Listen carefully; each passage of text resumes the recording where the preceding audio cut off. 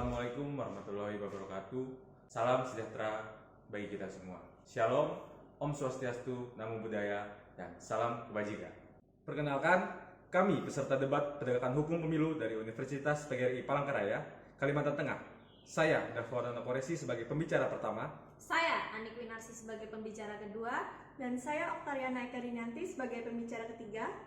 Kami akan menyampaikan pandangan, gagasan, serta argumentasi kami tentang pembatasan kewenangan Bawaslu dalam penanganan pelanggaran pemilu pasca penetapan hasil perolehan suara secara nasional. Dewan Juri yang terhormat, sebagaimana kita ketahui bersama melalui media massa bahwa pelanggaran pemilu kerap kali menjadi polemik dalam penyelenggaraan sebuah pemilu.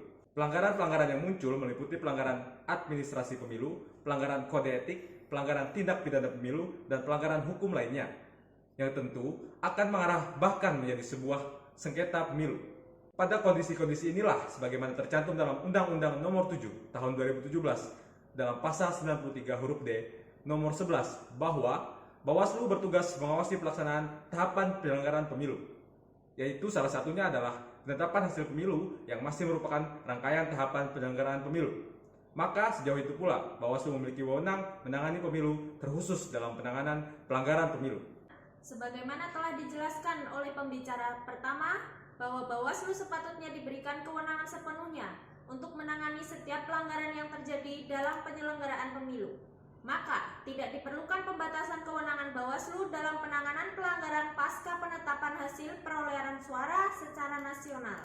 Hal ini dipertegas dalam Undang-Undang Nomor 7 Tahun 2017 tentang Pemilu pada Pasal 167 Nomor 4 yang menyebutkan bahwa ada 11 tahapan penyelenggaraan pemilu. Termasuk di dalamnya adalah tahapan pengucapan sumpah janji presiden dan wakil presiden dan seterusnya. Berdasarkan keterangan tersebut, maka secara kronologi, menurut kami sudah sepatutnya dan seharusnya Bawaslu mendapat kewenangan yang seluas-luasnya untuk menangani setiap pelanggaran yang terjadi dalam sebuah pemilu, bahkan walaupun penetapan suara telah ditetapkan oleh KPU. Namun disayangkan memang bahwa tugas Bawaslu tidak seutuhnya mampu dilaksanakan secara maksimal, karena dalam pasal 93 huruf D angka 11 dijelaskan bahwa tugas Bawaslu hanya dilaksanakan sampai dengan tahapan penetapan hasil pemilu. Sehingga terjadi kekosongan hukum yang mana seharusnya tugas Bawaslu bukan hanya mengawasi sampai penetapan hasil pemilu, namun juga sampai menghantarkan pada pelantikan pengucapan sumpah janji yang telah ditegaskan dalam pasal 167 ayat 4 Undang-Undang Pemilu.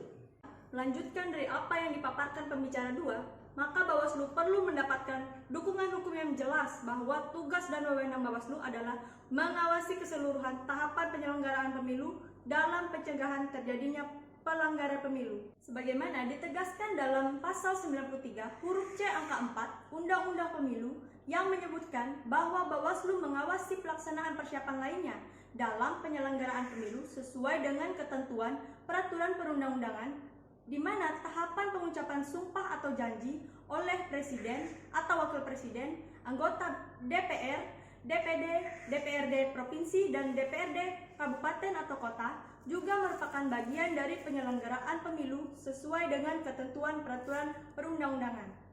Sebagai contoh kasus dari pemilihan Bupati Saburai Jua, walaupun konteks ini merupakan ranah pemilihan kepala daerah, namun dapat menjadi acuan bahwa Bawaslu memiliki peran dalam memberikan rekomendasi penundaan pelantikan bupati terpilih berdasarkan keputusan KPU.